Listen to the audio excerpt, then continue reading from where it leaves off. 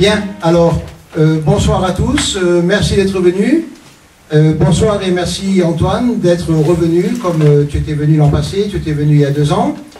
Alors, vous savez que cette année, sur la faute à Rousseau, on vous l'a bien expliqué, l'ensemble de nos 9 cafés politiques sont construits comme une enquête sur la République.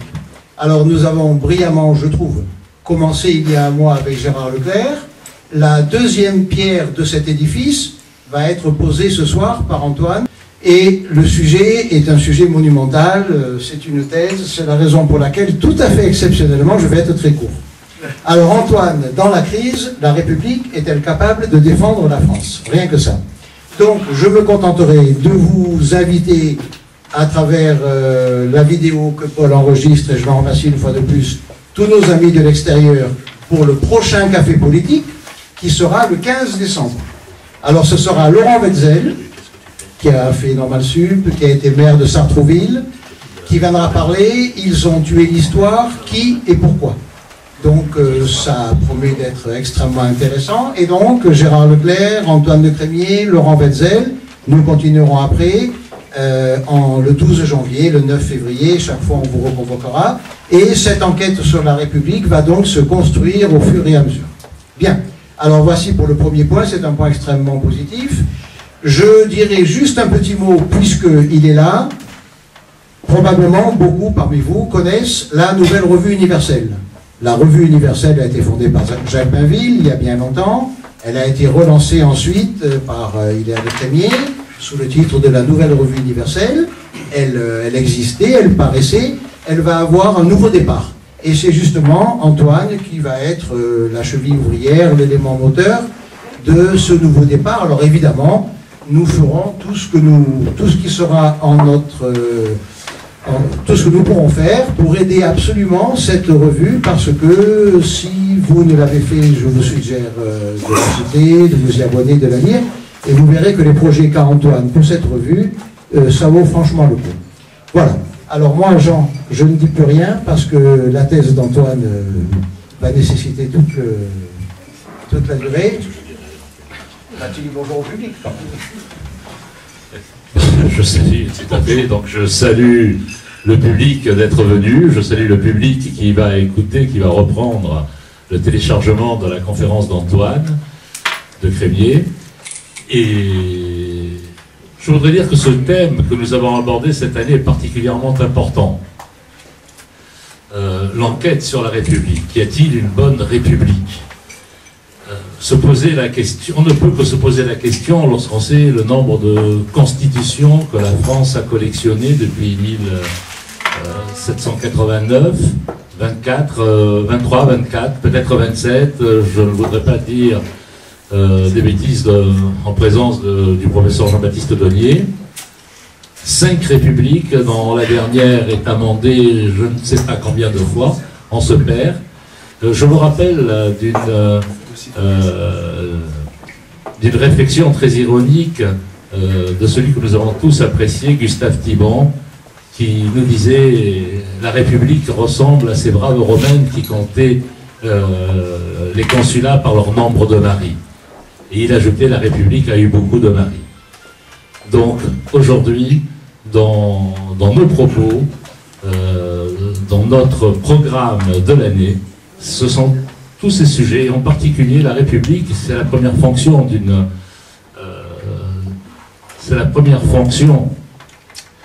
de la politique, c'est de défendre les citoyens et de défendre l'héritage. La République a-t-elle les moyens de nous défendre? Je laisse la parole à Antoine de Crémier. Merci. Je dois avouer que c'est un sujet qui m'embête beaucoup. Parce qu'on peut, d'une certaine manière, le régler en 3 mots. Je rédige un faire-part de décès, je fais une notice nécrologique, la République n'existe plus. Elle est morte. Et elle est morte en même temps, et c'est là que c'est important. Je sais bien que les avis divergent en la matière, mais je reviendrai dessus parce que pour moi c'est une césure absolument fondamentale.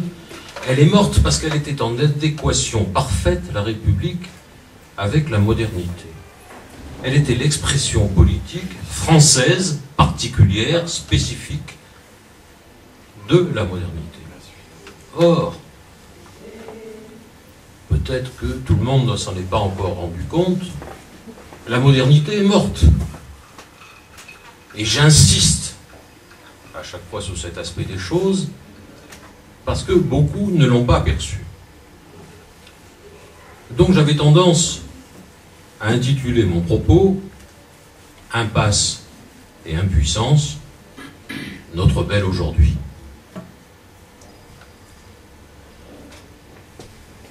La République, c'est la modernité. Que Marianne était belle. Figure de la République une et indivisible. Déesse casquée, la poitrine nue, incarnation du progrès, dont la mission est d'éblouir le monde des lumières, de la raison et des droits d'un homme qu'elle arrache aux obscurités de l'ordre ancien. Avec elle, les citoyens, émancipés, informés, compétents, soucieux du bien commun, constitués en peuple et en nation, par un contrat collectif, c'est le fameux pacte républicain, confient par leur suffrage à des élus représentants de la volonté générale la charge d'être toujours davantage des acteurs du changement jusqu'au triomphe universel du modèle. Concédés par des individus souverains, la délégation de leur souveraineté fait de chaque élu, c'est bien la caractéristique de la République, non pas le représentant des intérêts particuliers de ses mandants, mais le représentant de la nation.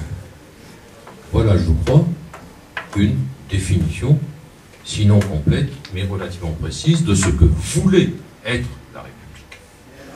Et d'une certaine manière, la République est un édifice à 3 étages. En bas, vous avez des fondations qui sont constituées de citoyens libres et souverains. Libres et souverains parce que, arrachés peu à peu à leur tradition, aux rois, aux prêtres, etc., etc. Un étage intermédiaire qui sont des élévations qui sont faites du béton de la volonté générale et de la nation. Et puis, une toiture constituée par les droits de l'homme et la raison. La construction se présente ainsi comme l'articulation parfaite entre projet collectif et projet individuel. C'est la maison heureuse de l'effusion démocratique et de l'autonomie collective. Jacobine à outrance, la République n'aura de cesse d'arracher les individus à leurs enracinements particuliers, à leurs traditions et leurs héritages pour en faire un seul peuple. Incarnant la transcendance politique comme substitut de la transcendance religieuse, l'État centralisateur en sera l'instrument. Pendant longtemps, la société tient, ancrée sur les réserves de tradition, constituée en amont, soudée régulièrement par des conflits avec un ennemi clairement identifié. Sous cet angle, et sous cet angle seulement, les changements culturels profonds sont sans doute peu perceptibles pour la majeure partie de la population. Mais, sous la continuité apparente, le feu couvre sous la cendre. Elle masque en effet les méduses de l'émiettement individualiste, de l'effacement progressif du bien commun, de la montée en puissance de l'argent, de la domination de l'économique et du capital qui met le travail tout entier à son service, de sa lutte avec le socialisme, de la question sociale, des affrontements réguliers, des luttes fratricides, révolution, révolte, coup d'État, résistance, libération, etc. Après la Deuxième Guerre mondiale, les 30 Glorieuses sont, hormis les ultimes et sanglants soubresauts de la décolonisation, comme une parenthèse heureuse, où convergent enrichissement collectif et individuel, forte progression sociale, progrès technique, amélioration des conditions de vie, plein emploi et le maintien des derniers éléments hétéronomes qui forment pour peu de temps encore les cadres de la société. La transition, qui s'étend sensiblement du milieu des années 60, transe libertaire et festive, à 1989, effondrement de la dernière religion séculière, est marquée par la déconstruction progressive qui révèle sa fragilité et les effets de la centrifugeuse démocratique, triomphe de l'autonomie individuelle en particulier, dont la République a assuré la mise en œuvre malgré elle. L'histoire de la République commence mal. De lui-même, le peuple veut toujours le bien, mais de lui-même, il ne le voit pas toujours. La volonté générale est toujours droite, mais le jugement qui la guide n'est pas toujours éclairé. Il faut lui faire voir les objets tels qu'ils sont. Je viens bien entendu de citer Jean-Jacques Rousseau. Et s'il refuse de voir, il est impossible de vivre en paix avec les gens qu'on croit damnés. Il faut absolument qu'on les ramène ou qu'on les tourmente. Périssent donc les hommes plutôt que les idées, et qu'un sang impur abreuve nos sillons. Place aux guides suprêmes, aux éclaireurs, aux avant-gardes, et à tous les porteurs de lumière, serviteurs de la déesse raison. Que les philosophes laissent désormais la place aux hommes d'action. Que les peuples obéissent à la volonté générale, absolue, infaillible. L'instauration du monde nouveau n'est possible qu'après l'élimination de ceux qui s'opposent au bonheur. Je reviendrai sur le bonheur tout à l'heure. Pendant 25 ans, 26 même, de 1789 à 1815, la Révolution française, à vocation universelle, répandra la lumière, vous le savez, par la guillotine et au son du canon. Et la République va être marquée par la suite par un échec considérable que j'ai appelé l'avènement du prolétaire. Pendant des siècles, l'idée subsiste que l'homme n'est pas essentiellement fait pour travailler. Le travail est une nécessité qu'il faut donc considérer comme telle, à l'abri de considérations purement utilitaires ou marchandes. Le métier, l'Ancien Régime en particulier, est avant tout un mode de vie, soumis davantage à des attitudes culturelles ou morales, plutôt qu'à la pure rationalité économique. L'anglomanie, déjà à la mode en France au XVIIIe siècle, fut la passerelle des idées libérales. Turgot l'avait bien dit, la source du mal est dans la faculté accordée aux artisans d'un même métier de s'assembler et de se réunir entre eux. La Révolution française en tira les conséquences, et en 1791, la loi d'Allard supprime les maîtres et les jurandes, et la loi Le Chapelier les compagnonnages. Et vous savez qu'il faudra aux ouvriers français attendre 1884, mais dans un contexte hélas différent, pour retrouver la liberté véritablement de s'associer. Au nom de la liberté, on supprimait les cadres anciens qui protégeaient les conditions de travail et les ouvriers. Pouvait s'ouvrir alors une période épouvantable, triste, où sous l'effet de la destruction des modes de vie, de l'éclatement du tissu social et de la domination grandissante des lois du marché, travail signifie misère. C'est, vous le savez, la condition ouvrière détaillée par le docteur Villermé en particulier dans les années 1840-1845. Pendant des années, maîtres et ouvriers seront face à face, enfin libres de négocier les conditions de travail et son prix. Pendant longtemps, les préfets poursuivront sévèrement toute tentative de reconstitution formelle ou déguisée d'associations professionnelles. Au lendemain de la révolte des Canuts, en 1831, Casimir Perier aura cette phrase terrible. Il faut que les ouvriers sachent qu'il n'y a de remède pour eux que la patience et la résignation. Ici, on retrouve l'ambiguïté de la République. On retrouve les fondations bourgeoises de la République, en contradiction dans ce domaine avec ses propres principes. Prise à son propre piège, celui de la destruction des corps intermédiaires, elle laisse en effet le libéralisme triomphant à cette époque-là, celui qu'on a appelé manchestérien pendant une époque, accomplir ses ravages dans le domaine des relations sociales. Les conséquences seront catastrophiques.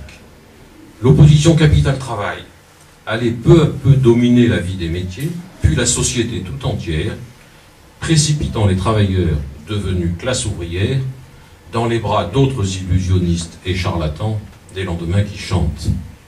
En fait, au nom de la liberté, la République avait détaché l'homme de ses appartenances et traditions pour le livrer intégralement, sans le vouloir théoriquement, à la pure raison économique. Autre échec de la République, la morale. La séparation de l'Église et de l'État, l'autonomie du politique dégagée du religieux, enfin expulsée de la sphère publique, vont contraindre la République à définir une morale indépendante de toute religion. Mais quelle morale? Comment organiser l'unité sans Dieu et définir en particulier les principes moraux d'une école laïque qui vise par ailleurs à assurer l'émancipation intellectuelle et morale des citoyens?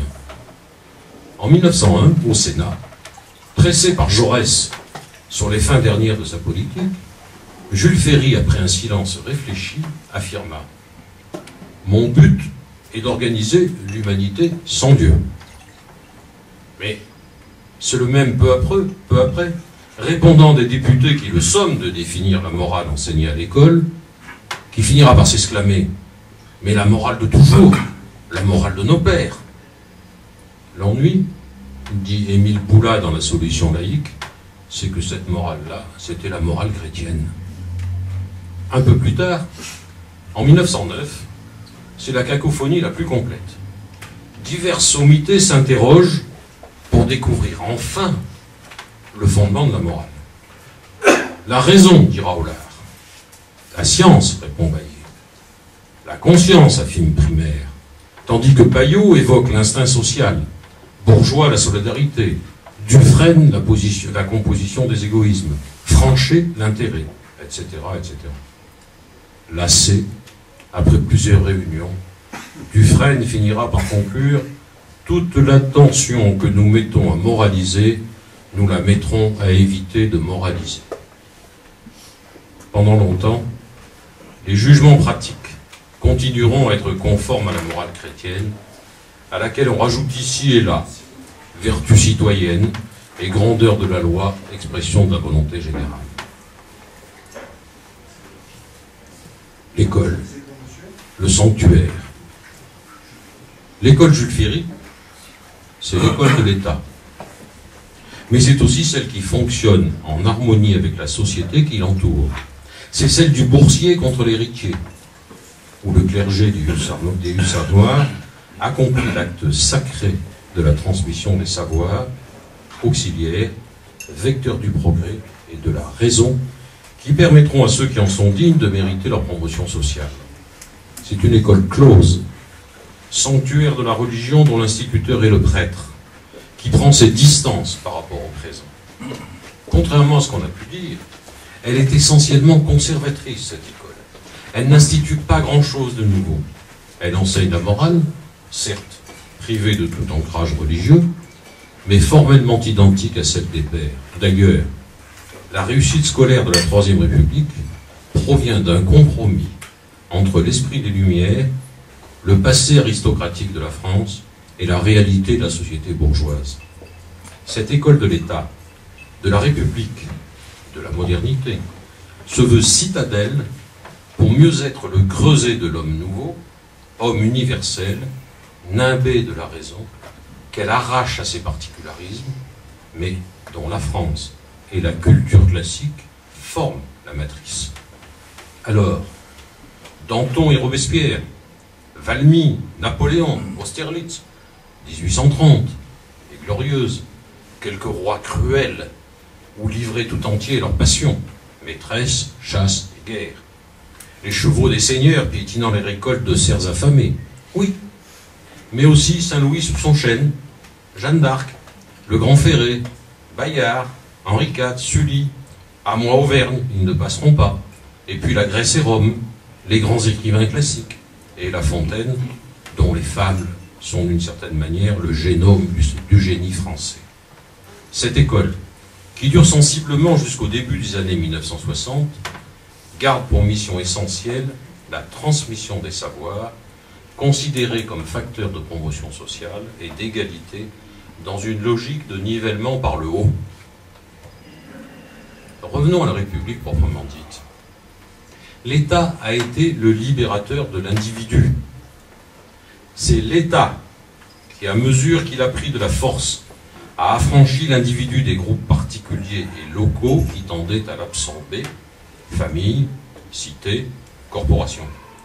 L'individualisme a marché dans l'histoire du même pas que l'étatisme.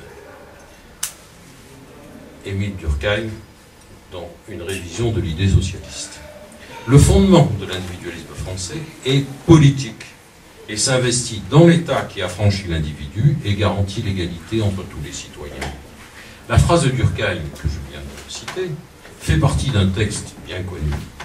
Il y revient à diverses reprises, en expliquant que les sociétés particulières tendant à absorber la personnalité de leurs membres.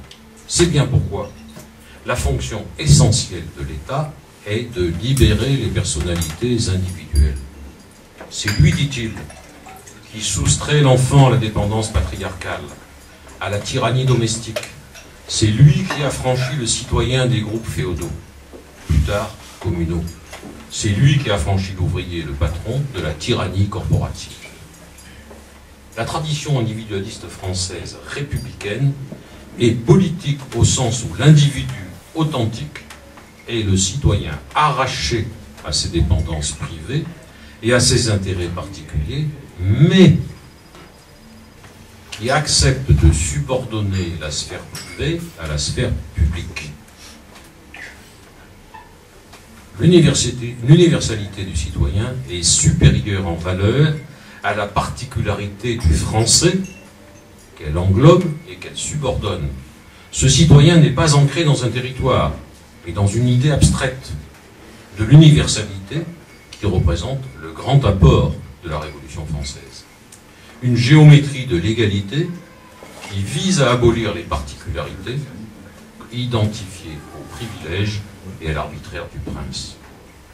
L'État républicain ne connaît pas les corps intermédiaires, qui sont considérés comme une dénaturation de la volonté générale, car la mise en œuvre de la loi n'est qu'une simple exécution par une administration qui la décline sur l'ensemble de la société.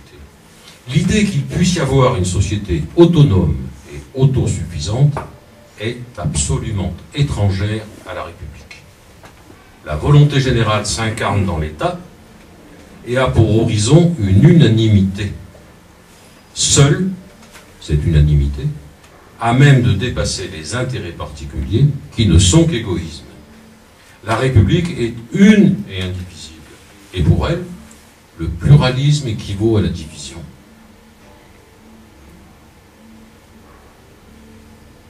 Curieusement, la République française est un mélange de tendances holistiques, c'est-à-dire où le tout est supérieur à l'addition des parties, et de tendances individualistes.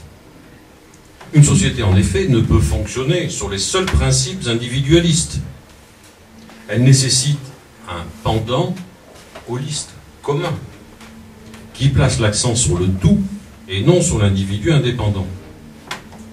Très vite, on se rendra compte que l'État, incarnation de l'universalisme, a bien libéré l'individu des chaînes de sa dépendance, mais qu'en échange, il a réduit la société en poussière.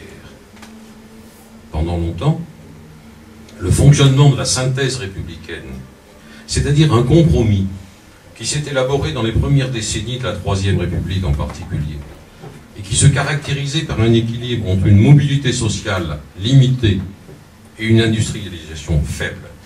Comme le disait un politologue américain, Stanley Hoffman, les mobiles fondamentaux des hommes d'affaires étaient sociaux plutôt qu'économiques. Il s'agissait d'assurer la continuité de la famille et sa prédominance sociale plutôt que de produire la plus grande quantité de biens possible. La société française était alors composée de classes nettement séparées et aux valeurs distinctes.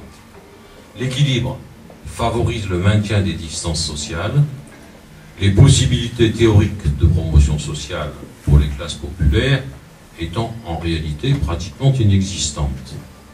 Le monde bourgeois, par contre, malgré son caractère hétérogène, est mue essentiellement par une même aspiration à la promotion sociale et à la conservation ou à l'augmentation du patrimoine. La synthèse républicaine permet de rompre avec cette et rend compte à la fois de la virulence des affrontements politiques et du maintien d'une société où le rang social garde toute sa valeur. Voilà, je dirais, la République telle qu'elle a fonctionné, avec quelques-uns, je dirais, de ses avantages et de ses inconvénients. Pourquoi est-ce que je dis que la République est morte aujourd'hui? Pourquoi est-ce que je dis que la République est morte aujourd'hui et qu'on ne peut pas la réveiller? Je vous livre en introduction à cette deuxième partie 3 citations. La première, tirée du livre de Pierre-André Taguieff, L'effacement de l'avenir, est la suivante. La grande promesse des Lumières, c'était celle du passage de l'autonomie de tous les humains en tant qu'êtres raisonnables, poursuivant des fins communes. En guise d'autonomie, c'est l'anomie qui s'est partout installée. Deuxième citation de Dominique Strauss-Kahn. Un discours à Bruxelles en mars 1999. La croyance dans le progrès s'est peu à peu envolée. Beaucoup perçoivent désormais le progrès technique comme un danger, le progrès économique comme un mensonge, le progrès social comme un mirage et le progrès démocratique comme un leurre. Plus récemment, ce qui vous montre l'utopie postmoderne qui a succédé à la mort de la modernité, je la tire d'un discours d'Ernest Antoine Seillière. Le siècle dans lequel nous sommes engagés sera passionnant, parce que le capitalisme régnera, la mondialisation s'établira, et la croyance et la croissance se généralisera. Vous voyez ce que recouvrent ces 3 citations. À l'occasion d'un café politique à Aix-en-Provence, le sujet que je devais traiter était celui de l'avenir politique de la France. Accepter de répondre à une telle question est parfaitement risqué et suppose à l'évidence une grande prétention qui laisserait supposer en effet que je dispose d'une boule de cristal suffisamment transparente pour y discerner clairement ce que seront nos lendemains. Toutefois, il me semble qu'on peut répondre immédiatement et radicalement de manière négative. À vue humaine, telles que sont les choses, au risque de vous surprendre par un pessimisme noir, mais pas tant que ça, l'avenir politique de la France, il n'y en a pas. Il n'y en a pas pour de multiples raisons. D'abord parce que le politique a disparu, c'est totalement évanoui, et que la France, peu à peu, en tant que nation, est en train de se dissoudre. Alors, ne croyez pas que je m'arrête à cela, bien entendu. Mais je crois que c'est important. Et en réalité, on va retrouver, je dirais, l'histoire de la mort de la République. Et je m'étais demandé à un moment donné s'il fallait que je me contente de vous faire un faire-part de décès ou une notice racontant l'histoire de la République et son décès, heureux ou malheureux, peu importe. Donc je ne rédige pas de notice nécrologique, mais je vous le dis, elle est morte. En réalité, tout ce qui s'est mis en place, non seulement avec la philosophie des Lumières, mais avec ce qu'il est convenu d'appeler d'une manière générale la modernité, a échoué. Et a échoué victime de ces contradictions internes d'origine. La modernité. Comment la définir, la modernité?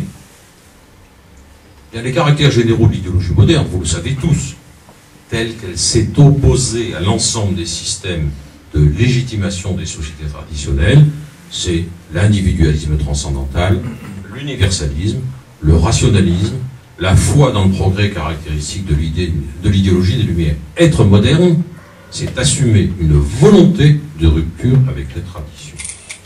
C'est refouler le passé, ne pas s'embarrasser d'héritage, aspirer à tout prix à l'avenir. Et, en étant moderne, vous récusez non seulement toute la transcendance, les traditions, la religion, la nature, et très vite, l'historicisme va triompher, c'est-à-dire cette attitude qui considère que nos valeurs, même les plus sublimes, le beau, le bien, le vrai, ne sont en aucun cas éternelles et assurées, parce qu'elles sont toujours liées à l'histoire, ancrées dans un contexte historique particulier, et qu'elles ne sont plus à ce titre des absolus, mais seulement des phénomènes relatifs. La sociologie remplace la philosophie. Je ne ferai pas la jeunesse de la modernité, on n'a pas le temps, et puis ce serait très long. Mais ce qu'il faut retenir quand même, c'est que bien entendu, beaucoup d'auteurs, d'écrivains se disputent sur la date d'apparition de la modernité. La thèse que je défends personnellement, avec d'autres, rassurez-vous, je ne l'ai pas pêché, je ne l'ai pas trouvé tout seul, c'est que la modernité est de tout temps. Elle a toujours existé. Elle a toujours coexisté avec des sociétés, même dans des sociétés traditionnelles. Je vous livre ce qui pour moi est l'exemple type, que je crois avoir déjà d'ailleurs donné ici, et je m'en excuse, et je m'excuse de cette répétition. En 450 avant Jésus-Christ, chez les Grecs, Sophocle fait dire à son Antigone: ne pas enterrer mon frère, c'est ébranler l'ordre du monde. Ce qui veut dire qu'il y a des lois qui ne nous appartiennent pas. C'est la reconnaissance d'une transcendance et le fait que ma liberté s'inscrit dans quelque chose qui ne m'appartient pas, j'y reviendrai tout à l'heure. À la même époque, très exactement la même année, Protagoras promulgue la formule essentielle de la modernité: l'homme est la mesure de toute chose. Donc la modernité, bien sûr, on pourra évoquer le nominalisme, la Renaissance, la philosophie des Lumières comme acte d'essence, de croissance de cette modernité. Et en réalité, c'est un état d'esprit. C'est un état d'esprit. Et ce qui a largement favorisé la République dans ses premières phases, c'est la question du bonheur. La modernité est liée au bonheur. Au XVIIIe siècle, vous n'imaginez pas l'accent qui est mis sur l'annonce d'une idée neuve en Europe, le bonheur. Le bonheur se dessine enfin. Il vient, il est partout. L'humanité tout entière marche vers lui. Il se décline dans toutes les langues, s'exprime en recueils, essais, poèmes, réflexions, épîtres sur la vie heureuse, système du vrai bonheur, de la felicità, l'arte de essere felice, of happiness, natural felicity, en allemand, je ne le dirai pas parce que vous n'y comprendrez rien et moi non plus. Bon, et c'est comme ça. Pour avoir sous la main les meilleurs traités sur la question, on en fit un recueil, le temple du bonheur. Le beau temple était là sur la colline heureuse. La joie se tenait devant la porte et invitait les humains à commencer enfin la grande fête de la vie. C'est une citation de la pensée européenne au XVIIIe siècle de Paul Hazard. Le bonheur, désormais, n'était plus dans l'au-delà, et comme le dira Voltaire, le paradis terrestre est où je suis. Il devient un droit. Reste à savoir comment le fabriquer. Comment le fabriquer? Vous le savez, je n'insisterai pas là-dessus. Du passé faisons table rase, etc. Et ce qu'il faut bien voir dans la modernité, c'est un caractère essentiel, psychologique presque, c'est l'assomption, Hannah Arendt insiste beaucoup là-dessus, c'est l'assomption de la volonté humaine et le primat de cette volonté sur l'ordre naturel et la tradition, et elle dit c'est ce volontarisme qui nourrit le contractualisme. Et on revient là à la République. Je passe sur un certain nombre de citations annonçant la beauté de la modernité. En fait, l'idéologie de la modernité entend concilier et même confondre dans un même mouvement, et c'est de cette contradiction qu'elle va mourir, un individu autonome qui se donne par définition à lui-même sa propre loi, enfin dégagé de ses appartenances et de toute espèce de finalisme religieux et traditionnel, et en même temps, la raison universelle, tout à la fois outil de cette émancipation et principe d'unité hétéronome qui transcende les particularismes. L'histoire de cette ambition, c'est l'affrontement de deux logiques qui s'achèvera par l'inévitable défaite d'une raison devenue folle et le triomphe de l'individualisme que nous avons aujourd'hui, agissant comme une centrifugeuse dont le mouvement ne cessera de s'accélérer. Alain Touraine, là-dessus, dans Critique de la modernité, est absolument parfait. Il dit ceci: la conception occidentale la plus forte de la modernité, celle qui a eu les effets les plus profonds, a surtout affirmé que la rationalisation imposait la destruction des liens sociaux, des sentiments, des coutumes et des croyances appelées traditionnelles, et que l'agent de la modernisation était la raison elle-même. Mais, dit-il, l'idéologie de la modernité est peu convaincante quand elle cherche à donner un contenu positif à la modernité, tandis qu'elle est forte quand elle reste critique. Elle anime les luttes contre les sociétés traditionnelles, plutôt qu'elle n'éclaire les mécanismes de fonctionnement d'une société nouvelle. Force de dissolution de l'ordre ancien, plutôt que de construction d'un ordre nouveau. L'ordre ancien étant désormais effondré, eh ben, elle n'a plus rien à construire. L'individualisme est une valeur cardinale des sociétés modernes, mais l'histoire montre qu'il est perpétuellement hanté par son contraire, et le récit de la modernité, je m'arrêterai là-dessus pour la modernité, raconte les avatars et métamorphoses de cette diade infernale qui constituera le totalitarisme en pathologie inhérente à la société moderne.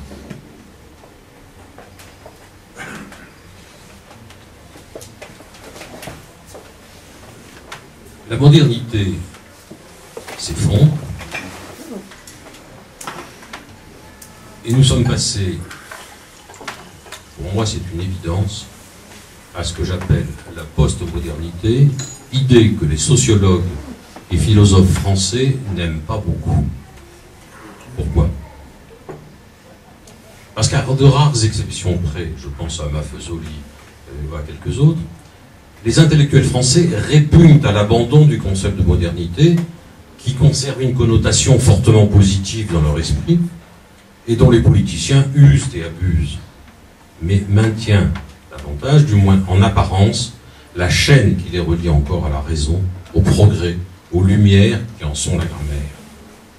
Ce postulat continuiste s'exprime dans un bricolage sémantique composé de néologismes divers où la modernité s'habille d'additifs chronologiques, modernité tardive, néo-modernité, ou de préfixes quantitatifs qui lui confèrent une densité, un développement croissant, supermodernité, hypermodernité.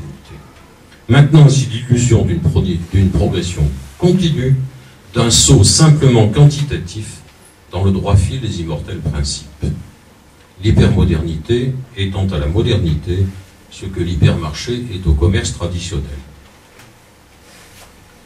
Plus circonspect, Marcel Gauchet hésite, balance entre rupture et continuité, constatant, je le cite, que le poste de la postmodernité ne nous apprend pas grand-chose sous cet au-delà d'une modernité qu'il présuppose sans la définir.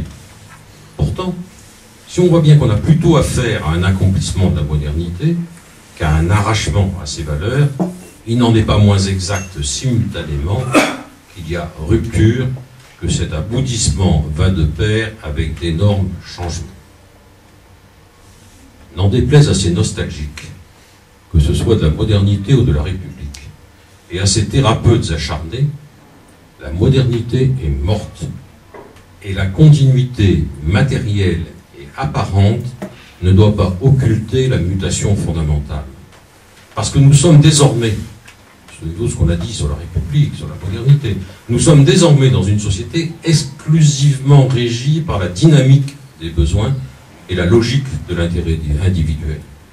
C'est bien d'un autre monde qu'il s'agit, venant se substituer à un univers dont la disparition n'est en aucun cas le fait d'un accident ou d'une imprévisible pathologie, mais celui d'un défaut de naissance, une tumeur originelle inopérable.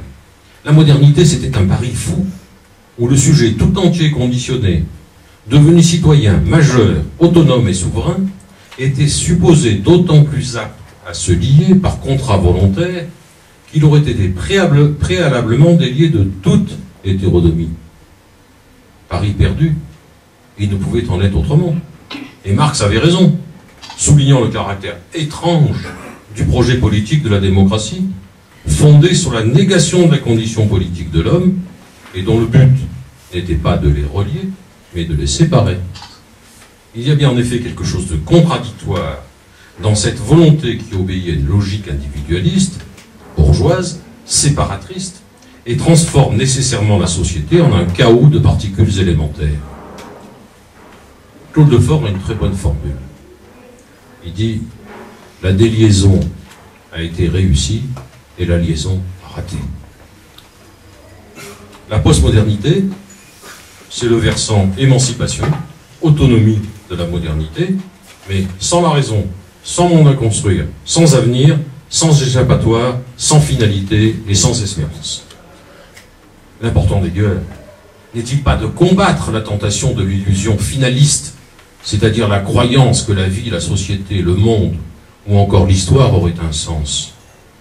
Tout le monde est désormais postmoderne. C'est notre condition. Beaucoup l'ignorent, veulent l'ignorer, refusant d'en tirer les conséquences et de penser la mutation en cours, réfugiés dans d'immuables conservatismes, sans jamais prendre la peine de revenir au réel et de s'y conformer. La religion la modernité comme religion séculière était accompagnée du maintien des valeurs autoritaires et d'une hétéronomie héritée du monde de la tradition qui lui permettait d'affirmer des idéaux collectifs. La postmodernité les remplace par l'épanouissement de soi, ce qui suppose bien entendu la disparition de toute institution ou structure susceptible d'entraver l'émancipation de l'individu. Enfin libre, débarrassé du besoin d'avoir des principes, vivant sans névrose dans un monde définitivement sans Dieu, libre mais seul, délié de nos pères mais appelé la fraternité universelle, coupé du passé, privé d'avenir, nous sommes contraints, sommés de créer à chaque instant nos propres valeurs. Et vous avez un psychiatre qui s'appelle Alain Ehrenberg, qui a merveilleusement analysé ce phénomène et les pathologies qui en découlent dans La fatigue d'être soi, qui est un livre que je vous conseille. La postmodernité fait l'éloge d'une démocratie sans message, d'une philosophie post-métaphysique, préférable à tous les discours. Bref, nous sommes dans une clôture du monde, et cette clôture du monde sur lui-même est un nihilisme soft, tranquille, sans pessimisme, sans héroïsme, satisfait et privé de toute tension religieuse. C'est la parfaite expression de la pensée faible, débolisme, comme disent les Italiens. Un de ces philosophes de la pensée faible, Gianni Vattimo, nous dit ceci. Concrètement, penser faiblement, cela signifie ne pas ressentir avec nostalgie l'absence de fondement comme un manque, une faiblesse, mais à le ressentir comme une chance. Et la chance qui s'offre à nous, c'est d'échapper à la pensée violente de la métaphysique. Cela signifie également ne pas vouloir substituer à un énoncé qui se révèle faux, un énoncé qui se révèle vrai. C'est savoir qu'il n'y a pas de vérité, mais seulement des interprétations. Mais la postmodernité est elle aussi atteinte d'un mal incurable, dont elle est en train de mourir sous nos yeux, et la crise actuelle, puisque crise il y a, en est le révélateur. C'est pour ça que nous allons vivre incontestablement, me semble-t-il, des choses intéressantes. En effet, né du besoin impérieux de renoncer à toute unité normative, morale, religieuse dans une société, et en même temps de la nécessaire impossibilité de se passer de quelque chose qui ressemble à des échelles de valeurs communes, la postmodernité n'a d'autre choix que la glorification du pluralisme qui qui réduit peu à peu le périmètre des points communs et pulvérise le lien social.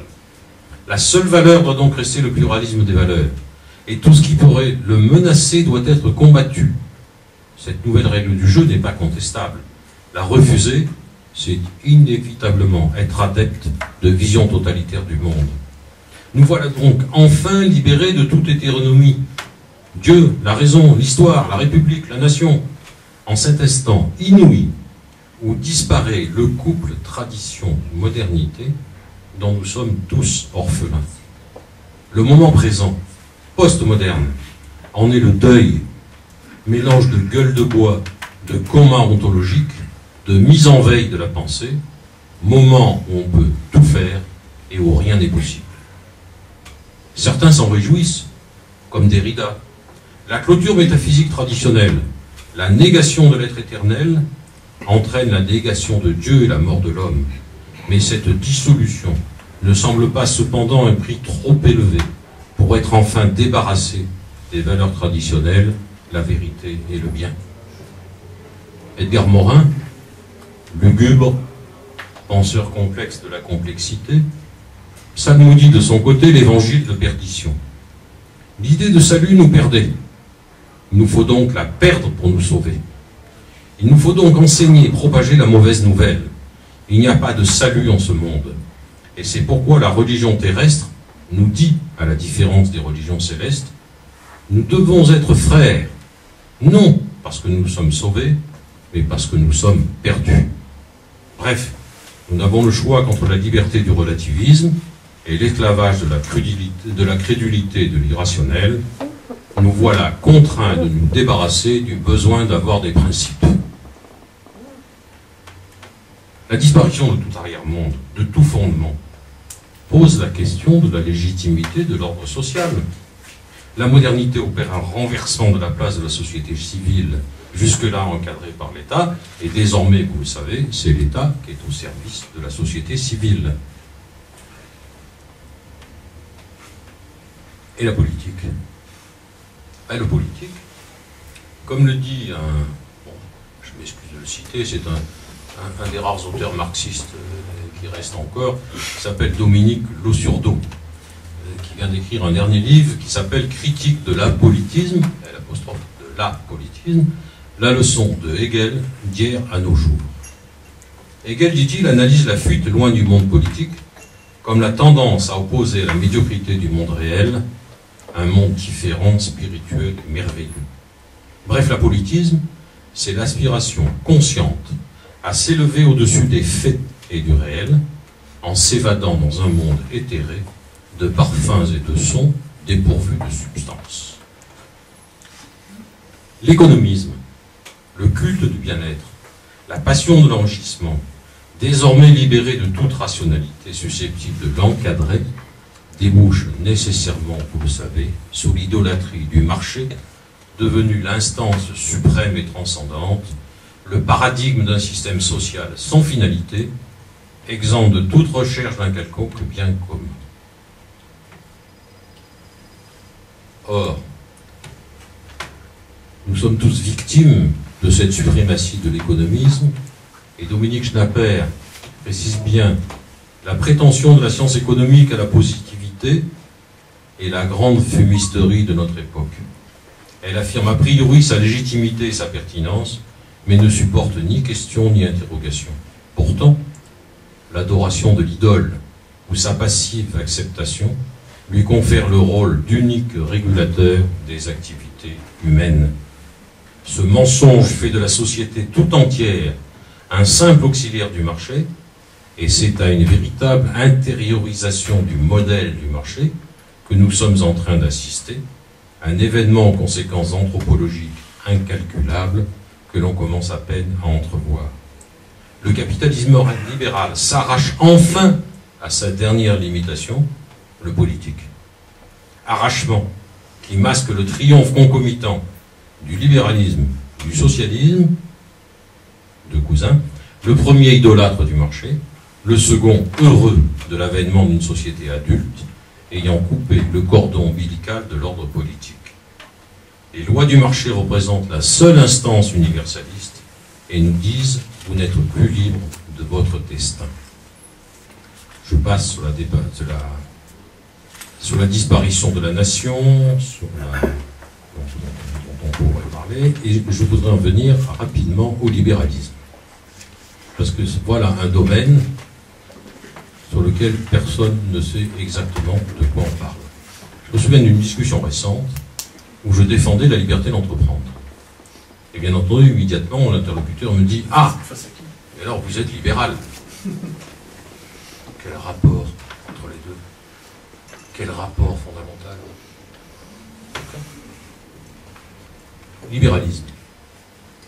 Le mouvement historique qui transforme en profondeur les sociétés modernes doit être analysé fondamentalement comme l'accomplissement logique et la vérité du projet philosophique libéral. Je fais ce soir deux équations. Modernité et république, l'une et l'autre enterrées depuis quelques années. Postmodernité, libéralisme. Le libéralisme est la philosophie de la postmodernité, et la postmodernité est la réalité du libéralisme, mais l'un et l'autre sont en train de mourir également. Et je m'en félicite. Lorsqu'on parle de libéralisme, on s'aperçoit qu'une confusion intellectuelle règne sans partage quant à l'usage de ce mot. Il conviendrait de distinguer un bon libéralisme politique, culturel, un mauvais libéralisme économique ou l'inverse. Par ailleurs, la critique de ce dernier devrait-elle elle-même être nuancée, selon qu'on aurait affaire à un vrai libéralisme, au néolibéralisme, voire à un ultra-libéralisme. Et puis le terme est polysémique. Il y aurait ainsi un libéralisme de gauche, un libéralisme de droite, un libéralisme social, un libéralisme de marché, un libéralisme classique, un libéralisme moderne, un libéralisme du contrat, un libéralisme utilitariste, etc., etc. Et comme l'énumération peut être poursuivie à l'infini, il semble bien que sur cet arrière-plan d'une pluralité foisonnante des versions possibles et des écoles, le libéralisme soit absolument impossible à saisir dans son unité. Peut-on intégrer dans un même courant, dans une même école, Adam Smith, Benjamin Constant, Friedrich Hayek, Murray Rothbard, pourquoi pas Richard Rorty ou Ayn Rand, qui exerça une si forte influence sur Alan Greenspan et Ronald Reagan, et qui a écrit un livre qui s'appelle « Passion de l'égoïsme rationnel ». Et pourtant, qu'on s'en félicite ou qu'on le déplore, le libéralisme est une caractéristique politique, économique et culturelle fondamentale des sociétés occidentales contemporaines. Ce qui lui vaut de s'y trouver plus que jamais au débat du cœur du débat public, tenu aussi bien pour indépassable horizon que voué aux gémonies. N'entrerez pas dans les querelles d'école. L'ambition du libéralisme procède de deux éléments contradictoires. Tout d'abord, un pessimisme radical.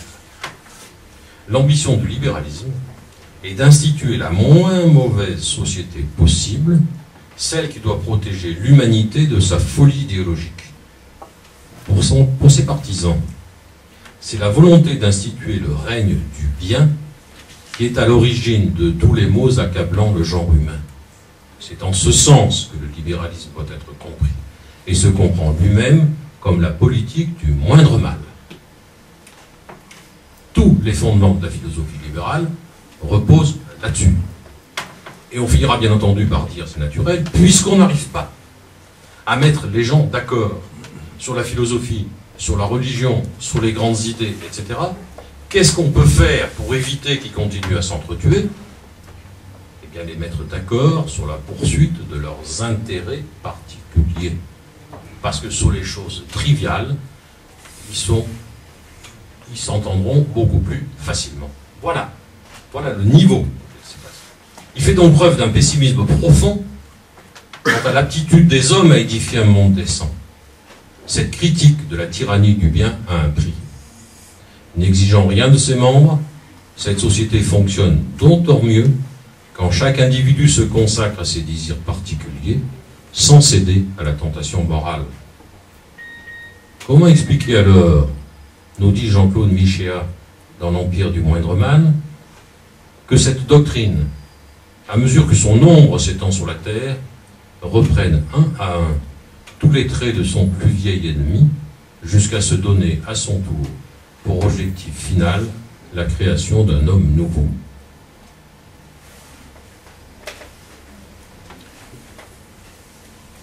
Le libéralisme, je vous l'ai dit, c'est un pessimisme et un optimisme. Optimisme sur la capacité des individus à poursuivre, là les écoles varient, raisonnablement leurs intérêts. Bien entendu, beaucoup de fondateurs de la philosophie libérale, je pense à Benjamin Constant, je pense à d'autres, etc., seraient absolument effarés de voir aujourd'hui les conséquences de ce qu'ils n'imaginaient pas. Et lorsqu'ils conçoivent leur philosophie à l'époque, les hommes, les individus sont encore tenus par des hétéronomies.